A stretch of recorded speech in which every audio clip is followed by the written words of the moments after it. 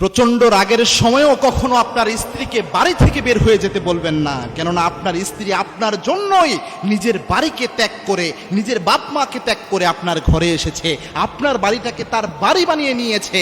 আপনি যখন রাগের বশে তাকে বাড়ি থেকে বের করে দিতে চান, বাড়ি থেকে বের হয়ে যেতে বলেন, সে একাকী নিঃস্ব হয়ে যায়, সে এমন একটা অবস্থায় হয়ে যায় এই পৃথিবীতে তার আর কেউ নাই। সুতরাং যতই রাগ করেন মিনিমাম এই কথাটা বলবেন না যে তুমি বাড়ি থেকে বের হয়ে যাও।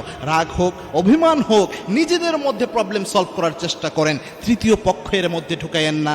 অনেক ক্ষেত্রে স্বামী স্ত্রীর ঝগড়া নষ্ট করে, আরও বেশি ঝগড়া লাগিয়ে পরিবার সংসার নষ্ট করার জন্য তৃতীয় পক্ষ কাজ করে। সুতরাং আপনারা কখনোই রাগে এবং অভিমানের সময় তৃতীয় পক্ষ ঢুকাবেন না। আর যাই হোক না কেন অল্পের মধ্যে সমাধান করার চেষ্টা করেন, আল্লাহর কাছে মাপ চান, একে অপরকে আবার ভালোবাসতে শুরু করেন, একসাথে আল্লাহর ইবাদত করেন, তাহলে সরাসরি আপনাদের দুজনকে আল্লাহ রাব্বুল আলামিন জান্নাত দান করে দিবেন।